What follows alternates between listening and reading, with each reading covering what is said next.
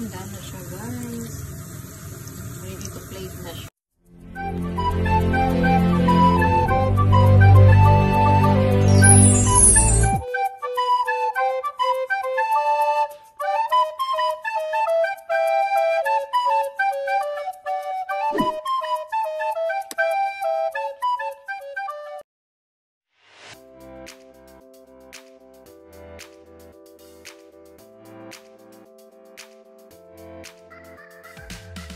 Here is my ingredients.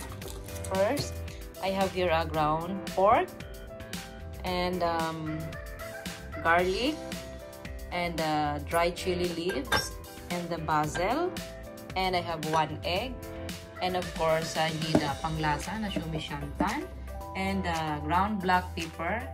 Meron akong white pepper, meron akong ground black pepper, and salt, and extra virgin olive oil, and oyster sauce, and soy sauce. Yeah, that's my ingredients guys. And then I will show you the next procedure. And here in my pan, I will put extra virgin olive oil.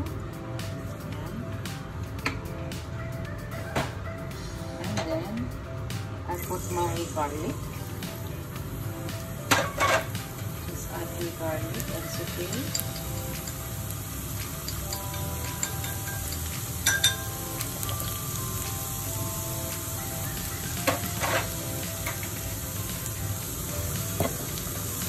Saute the garlic.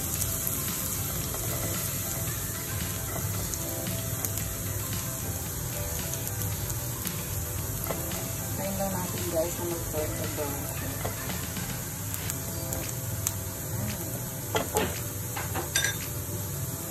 Pag na-turn to brown na siya, let's put our brown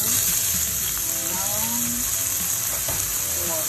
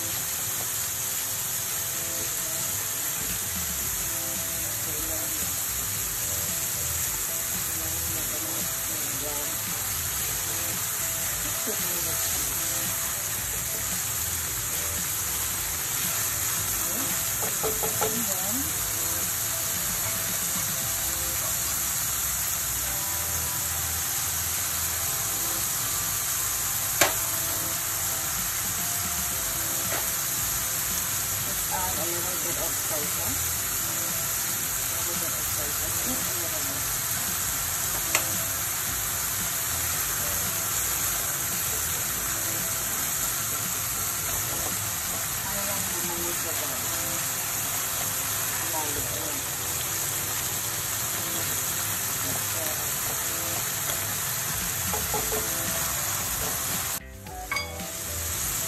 Seasoning, ang ating chili santan na mga 1 spoon lang. Just 1 spoon. Then para mag-melt na natin. Pampalang ng santan. And then, we have to add a little bit of ground black pepper and little bit of white pepper, just a little bit,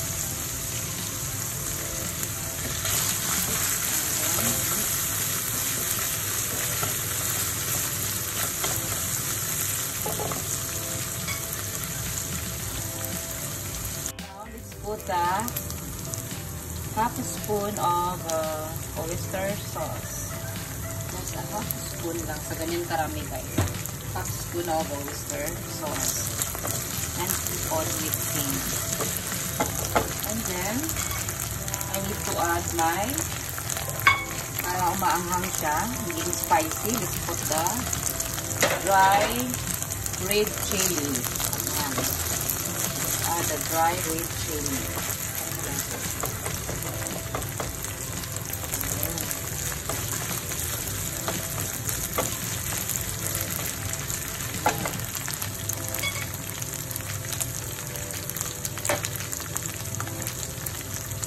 Wait lang natin ng mga 2 minutes. Guys, after 2 minutes, ayan, lagay na natin ang ating basil. Lagay natin ang ating basil.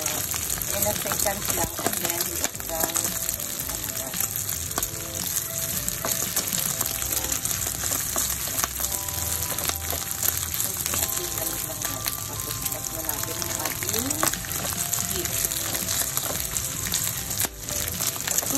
pala guys, i-cook nyo ng 2 minutes yung ating ground pork in slow heat. Ayan, ready na siya guys. So, ready to ayan, done na siya guys. Ready to plate na siya. And here, nagpakulo ako ng carrots para ilagay natin yung design later. And here naman, you have to put the egg. Para sa guys, kuha tayo ng rice, tatap natin siya. Ayan, di pa yan tapos. Ayan. Tatap natin yung ating ground pork and ang ating ayan, cooked egg. Lutuin nyo yung itlog nyo in seconds lang, tapos malakasan yung apoy, tapos lagyan nyo ng tubig and then close and then off the heat. Ganyan lang, tapos iwanan nyo lang siya dyan. Ayan. Okay, let's plate it now. And here naman, ready ng ating pang side dish.